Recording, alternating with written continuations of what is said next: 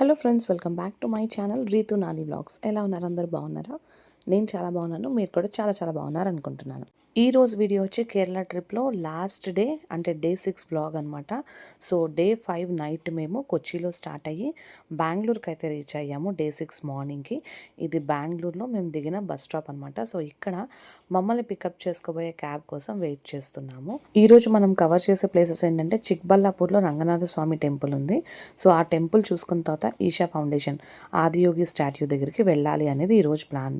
So దానికి వీలుగానే మేము bus stop దగ్గర అంటే చిక్బల్లాపూర్కి దగ్గరలో ఉండే బస్ స్టాపే మేమైతే సెలెక్ట్ చేసుకుని దిగడం అయితే జరిగిందనమాట. అలాగే ఇక్కడ ఒక హోటల్ రూమ్ కూడా ముందుగానే ప్రీ బుకింగ్ చేసుకున్నాం. ఏదైతే క్యాబ్ ఉందో దాన్ని కూడా ప్రీ బుక్ చేసుకునే పెట్టుకున్నాం, ఎందుకంటే లేట్ అవ్వకూడదు అనేసి. సో మేము ఎక్కాల్సిన క్యాబ్ అయితే ఇదే. క్యాబ్ వచ్చేసింది. ఇక్కడ నుంచి మేము హోటల్ రూమ్కి వెళ్ళిపోయి హోటల్ చెక్ ఇన్ చేసుకొని ఫ్రెష్ అయిపోయి అక్కడి నుంచి మేమైతే స్టార్ట్ అయ్యామన్నమాట చిక్బల్లాపూర్ వెళ్ళడానికి. సో హోటల్ ఎందుకు చూపించలేదు అంటే అది మొత్తం వీడియో తీసేంత టైం లేదు. ఎందుకంటే ఎంత ఫాస్ట్గా వెళ్తే అంత ఫాస్ట్గా రిటర్న్ అవ్వచ్చు అనే ప్లాన్ ఉంది మాకు. అండ్ హోటల్లో మేము ఇక్కడ బ్రేక్ఫాస్ట్ చేయలేదు. మాకు బ్రేక్ఫాస్ట్ ఆప్షన్ అక్కడ లేదనమాట. సో మేము వెళ్ళే మధ్యలోనే బ్రేక్ఫాస్ట్ కూడా ఆగి తిని వెళ్ళాలి. సో టైం ఎక్కువ తీసుకోకూడదు అనేసి వీడియో అయితే పెట్టుకోలేదు. ఫస్ట్ ఫ్రెష్ అప్ అయిపోయి ఫాస్ట్గా మేమైతే స్టార్ట్ అయిపోయాము. వెళ్ళే దారిలోనే మేము బ్రేక్ఫాస్ట్ అయితే చేసుకున్నాం అనమాట. యాక్చువల్లీ మాకు డే 6న ఓన్లీ ఇషా ఫౌండేషన్ ఆదియోగి ఇది ఒక్కటే ప్లాన్ ఉంది. ఈ చిక్బల్లాపూర్లో రంగనాథ స్వామి టెంపుల్ అనేది మేము మధ్యలో చూసుకున్నాం. అంటే టైం ఎక్కువే ఉంటుంది. సో సఫిషియంట్ టైం ఉంది కాబట్టి ఇంకేదైనా ప్లేస్ విజిట్ చేద్దాము అని రీసెర్చ్ చేసినప్పుడు మాకు దగ్గరలో ఎక్కువ టైం వేస్ట్ అవ్వకుండా ఉన్నది ఈ టెంపుల్ అనమాట. And one of the historical temple అని చెప్పి తెలిసిన తర్వాతే ఇక్కడికి వెళ్ళాలి అని డిసైడ్ అయ్యాం. సో అలా మేము టెంపుల్కి అయితే రీచ్ అయిపోయామండి. సో ఈ టెంపుల్ అయితే చాలా బ్యూటిఫుల్గా ఉంటుంది అండ్ చాలా ఓల్డ్ టెంపుల్, ఎప్పటి నుంచో ఉన్న పురాతనమైన టెంపుల్ అనమాట. అండ్ ఇక్కడ మెయిన్ ఆర్కిటెక్చర్ చాలా బాగుంటుంది. సో మీరు ఈ వాల్స్ పిల్లర్స్ మీద కూడా చూడొచ్చు. వీళ్ళు ఎంత బాగా డిజైన్ చేశారో. ఈ శిల్పాలన్నీ కూడా చాలా బాగుంటాయి. అండ్ ఇది మెయిన్గా రంగనాథ స్వామి వారి యొక్క టెంపుల్ అనమాట. ఇక్కడ ఏంటంటే స్వామివారు నిద్రించినట్టుగా ఉంటారు.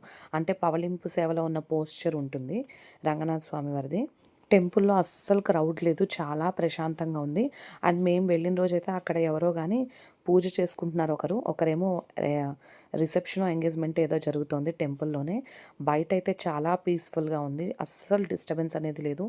ఎప్పుడైనా సరే వచ్చి చక్కగా ఈ టెంపుల్ని విజిట్ చేస్తే చాలా ప్రశాంతంగా అనిపిస్తుంది అనమాట.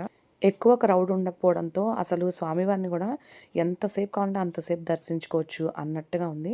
అసలు ఆ పడుకున్న పోస్చర్లో ఉన్న స్వామివారిని చూస్తుంటే ఎంతసేపు చూసినా మనకి తనివి తీరదేమో అన్నట్టుగా అనిపించింది.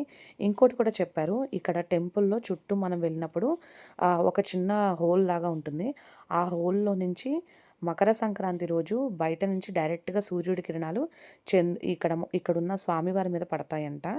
వాళ్ళు చెప్పారు అక్కడ, అంటే గుళ్ళో ప్రదక్షిణలు చేస్తున్నప్పుడు ఒక పెద్దవాళ్ళు చెప్పారనమాట. సో ఎంతవరకు నిజం అనేది నాకు తెలియదు, కానీ వాళ్ళు చెప్పిన మాట. కరెక్ట్గా స్వామివారి విగ్రహానికి ఆపోజిట్లో చిన్న హోల్ లాగా ఉంది. ఈసారి ఎవరైనా వెళ్తే అబ్జర్వ్ చేయండి. ఆ హోల్లోంచి బయట నుంచి వచ్చే సన్ రైజ్ ఆ హోల్లోంచి వెళ్ళి కరెక్ట్గా స్వామివారికి ఫోర్ హెడ్ మీద పడతాయంట. అది కూడా ఎస్పెషల్లీ మకర సంక్రాంతి రోజు. లోపలికి కెమెరా అలో చేయరు కాబట్టి నేను లోపల విగ్రహాలు అవన్నీ షూట్ చేయలేదండి. బయట మాత్రం నా సెల్ ఫోన్లో అయితే షూట్ చేశాను. కంపల్సరీ మస్ట్ విజిట్ ప్లేస్ అండి. ఎవరైనా చిక్బల్లాపూర్ వస్తే డెఫినెట్గా ఈ టెంపుల్ని కూడా విజిట్ చేసే వెళ్ళండి. అలా మంచిగా స్వామివారిని అయితే దర్శనం చేసుకున్నామండి. కొన్ని పిక్స్ తీసుకుని ఇలా బయటకు వచ్చాం. టెంపుల్ బయట ఇలా చెరుకు రసం అండ్ చిన్న షాప్ కూడా ఉంది. సో స్నాక్స్ లాగా కొన్ని చెరుకు రసం అవి తాగాము. అందరం రిఫ్రెష్ అయ్యాము. చల్లటి గాలిగా ఉంది ఇక్కడ, చక్కగా బాగుందనమాట. సో చుట్టూ వ్యూ కూడా చూపిస్తున్నాను చూడండి. గోపురం అయితే ఎంత బాగుందో. ఆ స్కై, ఆ మబ్బుల మధ్యలో ఆ గోపురం చూడడానికి కన్నుల పండగగా అనిపించింది. సో ఇక్కడి నుంచి ఇప్పుడు మనం స్టార్ట్ అయ్యి ఈషా ఫౌండేషన్కి అయితే వెళ్ళిపోదామండి. ఈ టెంపుల్ నుంచి ఆదియోగికి జస్ట్ 10 కిలోమీటర్స్ లోపే ఉంటుంది డిస్టెన్స్. వెళ్తున్న దారంతా కూడా చాలా బాగుందండి. అటు ఇటు అంతా కూడా మొత్తం ఫార్మింగ్ ల్యాండ్సే ఉన్నాయి. కొన్ని దగ్గర అయితే పూల తోటలు, కొన్ని దగ్గర అయితే పళ్ళు, ఆకుకూరలు ఇలా మేమైతే చాలా బాగా ఎంజాయ్ చేసాం. నేచర్ కూడా ఆ రోజు ఎంత బాగుందంటే మీరే చూస్తున్నారు కదా, అసలు ఆ బ్లూ స్కైలో తెల్లని మేఘాలు ఎంత బాగా కనిపిస్తున్నాయంటే నేను అందుకనే వెళ్తున్నంతసేపు షూట్ చేస్తూనే ఉన్నాను. ఆ స్కై చాలా ప్లెజెంట్గా భలే అనిపించింది నాకు. చూడ్డానికే చాలా బాగుందంటే దగ్గరగా వస్తున్నట్టు మేఘాలు ఎంత క్లియర్గా ఎలా కనిపించాయంటే చాలా బాగా అనిపించింది. So finally Isha foundation Adiyogi దగ్గరకైతే మనం రీచ్ అయిపోతున్నాం. దగ్గరలోనే ఉన్నాము. కేరళ ట్రిప్ మొత్తంలో అసలు టెంపుల్స్ అనేవి ఎక్కువ మేము వెళ్ళలేదండి ఎక్కడ. అందుకనే లాస్ట్ డే ఖచ్చితంగా ఏదో ఒక టెంపుల్‌ని అయితే విజిట్ చేయాలి అనుకున్నాము. ఫస్టే టూర్ ప్లాన్ చేసుకున్నప్పుడు. అప్పుడే ఈ ఆదియోగి గురించి మేము వెళ్దాము అని డిసైడ్ అయ్యాము. అయితే ఇక్కడికొచ్చాక చాలా టైం ఉంది మనకి అనేసి రంగనాథ స్వామి టెంపుల్‌ని కూడా చేసుకోవడం జరిగింది గూగుల్‌లో సెర్చ్ చేసి. అలా రంగనాథ స్వామి టెంపుల్ అయితే మనం మంచిగా దర్శించుకున్నాం. ఇప్పుడు మనం ఆదియోగి దగ్గరికి కూడా వెళ్ళిపోతున్నాం. మీరు ఆల్రెడీ చూసారు. ఇందాక మీకు స్టాట్యూ కనిపించే ఉంటుంది ఆదియోగిది. ఇక్కడికి రావడం అనేది నిజంగా ఒక మంచి వైబ్, అంటే ఒక కల నెరవేరినట్టే నిజం చెప్పాలంటే. చాలా పీస్‌ఫుల్ అట్మాస్ఫియర్. క్యాబ్స్ అన్నీ కూడా మనల్ని ఎంట్రన్స్‌లోనే డ్రాప్ చేసేసి కార్ పార్కింగ్ అనేది దూరంగా ఉంటుంది. సో అక్కడికెళ్ళి వెయిట్ చేస్తారు. అండ్ మనం స్లిప్పర్స్ కూడా బయట స్టాండ్‌లో పెట్టేసుకొని రావాలి. అస్సలు లోపలికైతే స్లిప్పర్స్ అనేది కొంచెం కూడా అలౌ చేయరు. మేము రీచ్ అయ్యేపాటికి 12:30 అయిపోయింది. మంచి ఆఫ్టర్‌నూన్ టైమ్. సో మాకైతే కొంచెం ఇబ్బందిగా అనిపించింది. అంటే పెద్దవాళ్ళకి మనకు ఓకే. పిల్లలకైతే చాలా సఫర్ అవుతారు. సో కొంచెం ఇబ్బంది అనిపించింది. బట్ మిగతాదంతా కూడా ఓకే అనమాట. మార్నింగ్ ఎర్లీగా వస్తే బెటర్ ఏమో అనిపించింది. సో ఇప్పుడు మీరు ఇక్కడ చూస్తున్నారు నాగసూత్ర, మహాశూల అండ్ నాగస్వామి యొక్క విగ్రహాలు. ఇవేంటంటే మనం నెక్స్ట్ విజిట్ చేసే టెంపుల్స్ అనమాట. వీటన్నిటి గురించి మనం తెలుసుకోవడం కోసం ముందుగానే వీళ్ళు ఎక్కడికక్కడ అన్నీ కూడా బోర్డింగ్స్ పెట్టారు చక్కగా. మనం చదివి అర్థం చేసుకుని వాటిని దర్శించుకుంటే ఇంకా మంచిది కదా. సో ఇది మహాశూల మీరు ఇక్కడ చూడొచ్చు. నెక్స్ట్ ఇది మనకి నాగస్వామి యొక్క విగ్రహం. ఇవన్నీ కూడా మనం ఇక్కడ దర్శించుకుంటాం అనమాట. వెళ్ళి చక్కగా లోపలికి వెళ్ళి దర్శనం చేసుకొని మనం బయటకు వస్తాం. ఇవన్నీ దర్శించుకున్నాక మనకి స్టార్టింగ్‌లోనే మెడిటేషన్ హాల్ లాగా ఉంటుందండి. అక్కడే కూర్చొని కాసేపు ధ్యానం చేసుకోవచ్చు. బట్ అక్కడ మాత్రం చాలామంది ఉన్నారు. అంటే ఈ స్వామి యొక్క డివోటీస్ ఉంటారు కదా, వాళ్ళు చాలామంది ఉన్నారు. వాళ్ళు అస్సలు ఫోన్ అలో చేయలేదనమాట. కెమెరాస్‌లో మనం ఫొటోస్ అవి తీయొద్దు, వీడియోస్ అవి తీయొద్దని ఎక్కడికక్కడ బోర్డింగ్స్ పట్టుకొని ఉన్నారు. సో వాళ్ళు అలా వాళ్ళు చెప్పినప్పుడు మనం దాన్ని పాటించడం మంచిది కదా. అందుకని నేను అసలు ఆ మెడిటేషన్ హాల్‌లో మొబైల్‌తో ఏది కూడా షూట్ చేయలేదండి. అదొకటి మిస్ అయ్యింది. నెక్స్ట్ ఇంక ఇలా లోపలికొచ్చి మనం ఆదియోగిని దర్శనం చేసుకోవడమే. సో ఆదియోగి దగ్గర కూడా కిందంతా కూడా లోపల మనకి దర్శనం చేసుకుని మనకి ప్రసాదాలు అవన్నీ కూడా ఉంటాయి కౌంటర్. సో వెళ్ళి మనం ప్రసాదం కావాలంటే తీసుకుని రావచ్చనమాట. నెక్స్ట్ ఇలా పైకెక్కెళ్తే ఆదియోగి యొక్క స్టాట్యూ దగ్గరికైతే వెళ్తాము. సో ఇక్కడ చాలా ఎన్విరాన్మెంట్ అనేది చాలా పీస్‌ఫుల్‌గా, అంటే ఒక మంచి డివోషనల్ ఫీలింగ్ అయితే వస్తుంది. చాలా ప్రశాంతత, మెయిన్ పీస్ అనేది చాలా బాగా అనిపిస్తుందండి. ఇంతకుముందు నేను చెప్పినట్టు ఆదియోగి కింద ఒక గుడి ఉంటుందండి. శివలింగం అవి ఉండి ఒక దేవుడి మందిరం ఉంటుంది. అక్కడ ఫస్ట్ మనం దర్శనం చేసుకోవాలి. లైన్‌లో నుంచొని అక్కడ దర్శనం చేసుకుంటారు. అక్కడ కూడా ఫోన్స్ అయితే నాట్ అలౌడ్ అండి. అండ్ అక్కడ దర్శనం చేసుకొని బయటికి రాగానే ప్రసాదం కౌంటర్ ఉంటుంది. సో మీకు కావాలి అనుకున్న ప్రసాదం అక్కడ పర్చేస్ చేసుకోవచ్చు. తర్వాత ఆదియోగి దగ్గరికి వెళ్ళి పైన కూడా కావాల్సినంత టైం మీరు స్పెండ్ చేయొచ్చు. ధ్యానం చేసుకోవాలనుకున్నా ఏం చేయాలన్నా అక్కడ చేసుకోవచ్చు. ఫొటోస్ అవి తీసుకుని కిందకు వచ్చేస్తే ఆదియోగి ఎదురుకుండానే మనకి ఇక్కడ నంది ఉన్నారు కదా, నంది దగ్గర కూడా మనం దర్శనం చేసుకుని ఫొటోస్ అవి తీసుకుని చక్కగా టైం స్పెండ్ చేసి బయటకు వచ్చేచ్చు. ఇలా బయటకు నడుచుకుంటూ వస్తున్న దారిలో ఇక్కడైతే మాకు ఇది కనిపించింది. ఇక్కడ ఏంటంటే హోటల్స్ ఉన్నాయి, లైక్ షాపింగ్ చేసుకోవడానికి షాపింగ్ మాల్స్ లాగా చిన్నవి అనమాట ఉన్నాయి. అంటే ఇక్కడ బుక్స్ ఇవన్నీ ఉంటాయి. మీకు ఏది కావాలనుకుంటే అది పర్చేస్ చేసుకోవచ్చు. తినాలనుకుంటే ఇక్కడ తినచ్చు. మేము ఇక్కడ ఏం తినలేదు కానీ వచ్చాం కదా ఏదైనా గుర్తుగా కొనుక్కొని వెళ్దాం అనేసి ఇక్కడమైతే మేము షాపింగ్ చేయడానికని చూసాము. ఏమున్నాయని చూసాం కానీ కొంచెం ప్రైజీగానే అనిపించాయి. బట్ గుర్తుగా ఉండడం కోసం 3-4 కీ చైన్స్ అయితే తెచ్చుకున్నాము. ఒక చిన్న ఐడల్ తెచ్చాం. సో ఇక్కడ నుంచి బయట నడుచుకుంటూ రావాలండి. మళ్ళీ మన కార్ పార్కింగ్ దగ్గర రావడానికి చాలా టైమే పడుతుంది. నడక ఆల్మోస్ట్ ఒక 10-15 మినిట్స్ పైనే ఉంటుంది. ఇక్కడ మీరు కావాలంటే ఈ ప్రిమిసెస్లోనే హోటల్ కూడా ఉంది. బట్ మేము ఇక్కడ తినలేదు, బయటకు వెళ్ళి తిందామని డిసైడ్ అయ్యాం. సో అందుకని మేమైతే బయటకు వెళ్ళిపోయి ఇక్కడి నుంచి మా కార్ ఎక్కి మా కార్ నుంచి బయటకు వచ్చేసాం అనమాట. ఇక్కడ నుంచి జస్ట్ ఒక 1/2 కిలోమీటర్ డిస్టెన్స్లోనే వచ్చేటప్పుడు ఒక హోటల్ చూసామండి, అంటే ఒక రెస్టారెంట్ చూసాము. సో అక్కడ తిందాం బాగుంది అనుకున్నాం ఇందాకనే. సో అందుకని ఇక్కడికైతే వచ్చామన్నము. ఇదేంటంటే మనకి సద్గురు దగ్గరికి వెళ్ళడానికి స్టార్టింగ్ ఎంట్రన్స్లోనే ఫస్ట్ ఈ రెస్టారెంట్ ఉంటుంది. చూడగానే ఈ అంబియన్స్ అయితే చాలా చాలా బాగుంది. చాలా ఐ క్యాచింగ్గా అనిపించింది అనమాట. సో ఇక్కడికి వచ్చి ఫటాఫట్ ఆర్డర్ చేసుకుని మాకు కావాల్సింది తీసుకుని లంచ్ అయితే మేము ఇక్కడ కంప్లీట్ చేసుకున్నాము. అండ్ నేను చెప్పినట్టుగా ఈ రెస్టారెంట్ చాలా బాగుంది, అంటే ఫుల్ గార్డెన్తో అట్లా ఉంది. అందుకని ఒకసారి ఇది మొత్తం షూట్ చేస్తున్నాను. సో ఈ రెస్టారెంట్ పేరు వచ్చి విశ్వనాథన్ పిల్లై కిచెన్. మీరు ఎప్పుడైనా ఇక్కడ వస్తే కనుక డెఫినెట్గా దీన్ని కూడా విజిట్ చేయండి. అంటే మీరు ఇక్కడ తినకపోయినా పర్వాలేదు, జస్ట్ వచ్చి కాసేపు ఇక్కడ చిల్ అవ్వండి. ఈ ప్లేస్లో మంచిగా ఫొటోస్ అవి తీసుకోండి, ఈ నేచర్ ఎంజాయ్ చేయండి, ఎంజాయ్ చేసి వెళ్ళండి. ఎందుకంటే ఇక్కడ ఈ గార్డెన్ ఇదంతా కూడా పిల్లలు కూడా బాగా ఎంజాయ్ చేస్తారు. కాసేపు మనం కూడా చాలా పీస్ఫుల్గా రిలాక్స్డ్గా ఇక్కడ కూర్చుని టైం అయితే స్పెండ్ చేయొచ్చు. అండ్ ఫుడ్ కూడా బాగుందండి, నిజం చెప్పాలంటే ఫుడ్ కూడా చాలా టేస్టీగా ఉంది, యునిక్గా ఉంది. సో ఇక్కడ పిల్లలు ఆడుకోవడానికి మంచి టైం పాస్ అయితే అవుతుంది. అండ్ ఇప్పుడు మనం ఇక్కడికి వెళ్తున్నాం కదా, సో ఇక్కడ మీకు ఒక బ్యూటిఫుల్ వ్యూ అయితే చూపిస్తాను. సో మీరు చూడండి, ఇదంతా కూడా చక్కగా ఈ పెంకుటిల్లు లాగా మనకి పూర్వకాలంలో ఇల్లు ఉంటాయి చూసారా, 4 సైడ్స్ హౌస్ ఉండి పైనుంచి వాటర్ పడుతుంటుంది, అలా ఉంది. మీరు చూసారా, ఇది వ్యూ అయితే చాలా చాలా చాలా బాగుంది. ఇక్కడ కూడా ఒక అమ్మవారు ఉన్నారు. సో చూడండి, ఈ అమ్మవారి దగ్గర కూడా నుంచొని చక్కగా ఫొటోస్ అవి తీసుకుంటున్నారు. అంటే ఫొటోస్ కోసం అని కాదు, ఈ లుక్ మళ్ళీ మనం ఎక్కడ చూస్తామో మనకే తెలియదు కదా. ఇలాగా ఇది చూడగానే మంచి ఒక ట్రెడిషనల్ వైబ్ వస్తుంది. అట్లాగే మన పాతకాల పెంకుటిళ్ళు ఎలా ఉంటాయి అలా కూడా ఉంటుంది, మనం టీవీలో చూస్తాం కదా, అట్లా కూడా ఉంది. చక్కగా నీట్గా ఉంది. అండ్ ఇప్పుడు ఇక్కడ నుంచి మనం వెళ్తుంది ఏంటంటే, వీళ్ళు ఇక్కడే యానిమల్స్ని కూడా పెంచుతున్నారు.